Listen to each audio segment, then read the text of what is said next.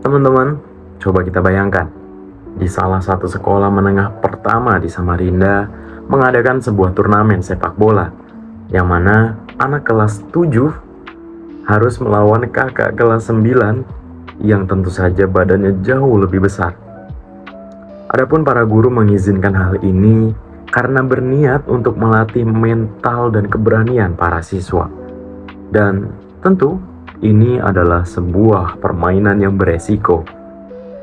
Sialnya, pergelangan tangan dari seorang kiper kecil kelas 7 harus mengalami patah tulang setelah menahan tendangan keras dari siswa kelas 9. Tiba-tiba, para guru dihujat dan dikecam oleh para wali murid, dicap tidak bertanggung jawab dan ceroboh. Padahal, selama bertahun-tahun, turnamen ini selalu berjalan dengan aman. Bahkan banyak diminati dan diapresiasi. Lantas, apakah guru yang dikecam oleh para wali itu? Lantas, apakah guru-guru tersebut tiba-tiba menjadi jahat hanya karena faktor apesnya? Inilah pintu masuk kita menuju konsep moral. Sebagaimana buku yang sempat saya baca, yakni Risky Play, An Ethical Challenge.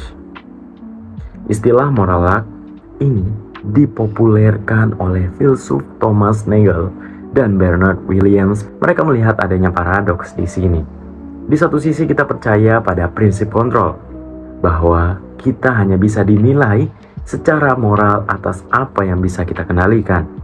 Namun di sisi lain, pada kenyataannya, penilaian moral kita selalu berwarna oleh hasil akhir.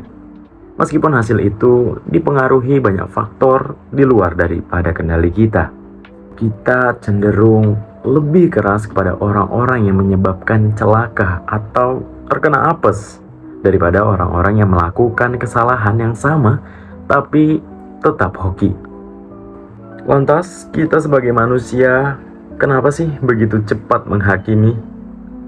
Menurut Daniel Kahneman, otak kita sering memakai sistem satu, cepat dan intuitif, yang langsung mencari kambing hitam di saat sedang terjadi musibah.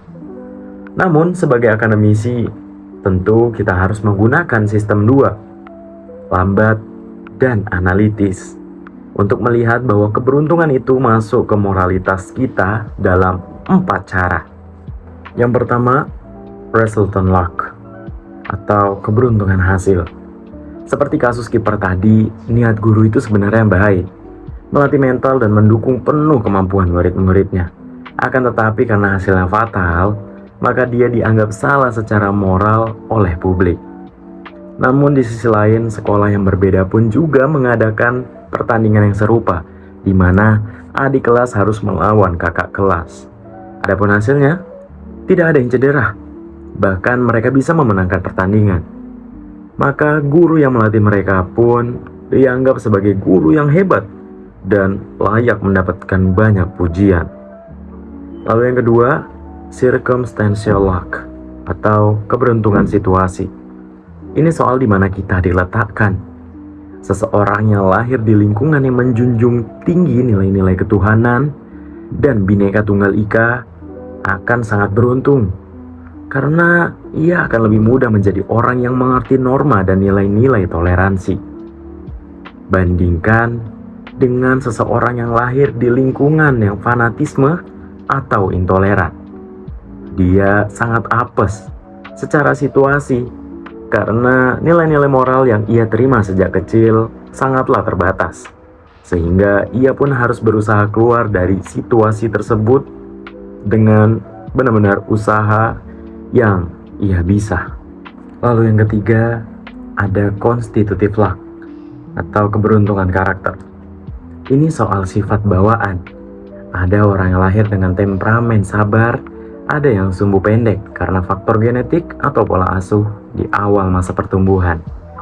Seringkali kita mencela seseorang dengan kepribadian yang mudah meledak-ledak. Padahal kita sendiri bahkan tidak tahu apa yang sebenarnya selama ini ia rasakan, dan peristiwa apa yang sudah ia lewati sehingga membentuknya menjadi pribadi yang sangat temperamental. Kita juga sering memuji orang yang sabar, padahal itu mungkin saja hadiah biologis yang bahkan tidak ia usahakan sendiri. Bisa jadi bawaan dari lahir atau bahkan pola asuh orang tuanya. Dan yang terakhir, causa luck atau keberuntungan sebab akibat.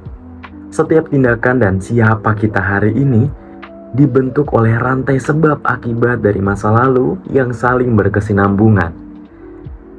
Cara kita berpikir, bersikap, bahkan memahami siapa Tuhan kita tentu banyak dipengaruhi oleh keluarga dan lingkungan tempat kita tumbuh. Artinya, pilihan kita sekarang tidak sepenuhnya lahir dari kehendak bebas kita, melainkan juga dari proses panjang yang membentuk kita sejak awal. Adapun dari buku yang sudah saya baca, ada 2 poin penting untuk solusi dari masalah ini. Yang pertama, perlindungan moral. Di Indonesia, banyak sekali orang-orang profesional seperti guru, dokter, pejabat, dan profesi lainnya seringkali menjadi takut berinovasi karena takut terkena moral bad luck atau disalahkan saat hasil kinerjanya buruk. Sebagaimana seperti contoh di awal tadi, dikarenakan terjadinya musibah patah tulang oleh salah seorang muridnya, maka gurulah yang disalahkan oleh orang tua atau pemberitaan media. Maka penting sekali bagi sekolah untuk memberikan sistem perlindungan kepada guru agar ia tidak merasa sendirian dan hancur saat menghadapi moral bad luck. Lalu yang kedua, ada penyesalan pelaku. Meskipun kita tidak bersalah secara moral, tapi kita tetap bisa merasa menyesal. Bayangkan ketika kita sedang berkendara dengan hati-hati dan sesuai dengan tata tertib lalu lintas, tapi tanpa sengaja kita menabrak anak-anak yang tiba-tiba saja lari ke tengah jalan. Kita tidak layak dicap sebagai pembunuh, tapi kita tetap punya tanggung jawab khusus untuk menunjukkan empati dan kasih sayang kita sebagai manusia kepada korban. Karena tangan kita yang memegang setir, maka kita merasa punya ikatan khusus dengan musibah yang terjadi pada saat itu. Adapun dengan meminta maaf dan menunjukkan empati kita, bukan menunjukkan bahwa kitalah penjahatnya, tapi karena kita merasa seandainya aku tidak ada di sini, atau seandainya aku tidak berkendara, maka ini tidak akan terjadi. Begitulah penyesalan. Dan maka dari itu, lantas apakah yang bisa kita lakukan untuk menghadapi paradoks moral ini? Menurut saya, yang pertama, mari kita geser fokus kita. Daripada kita sibuk mencari siapa yang harus disalahkan, maka lebih baik kita fokus mencari kenapa sih semua ini bisa terjadi.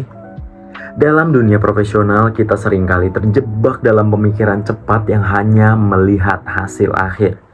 Padahal penilaian moral yang adil itu seharusnya melihat apa niat dan proses di baliknya. Misalnya, kita harus berani menyeimbangkan antara niat untuk berbuat baik dengan ketakutan akan bahaya. Jangan sampai karena kita takut kena apes, kita jadi takut melakukan hal-hal baik yang sedikit beresiko. Lalu yang kedua, kita butuh yang namanya kerendahan hati moral. Kita jangan terburu-buru merasa lebih suci atau lebih benar daripada orang lain. Kita harus sadar kalau hari ini kita bisa jadi orang baik, bisa jadi itu bukan cuma karena usaha kita, tapi karena kita cukup beruntung karena tidak pernah diletakkan di situasi sulit yang memaksa kita berbuat salah. Singkatnya, keberuntungan mungkin bisa menentukan nasib kita. Akan tetapi, jangan sampai keberuntungan itu malah menentukan cara kita menghargai martabat seseorang.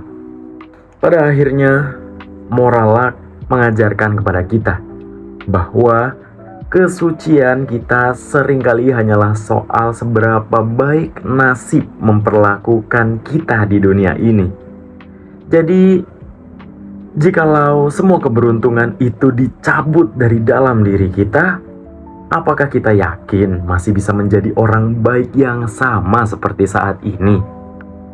Hidup tidak hanya soal menghakimi, maka mulailah memahami. Saya Bintang, terima kasih dan sampai jumpa.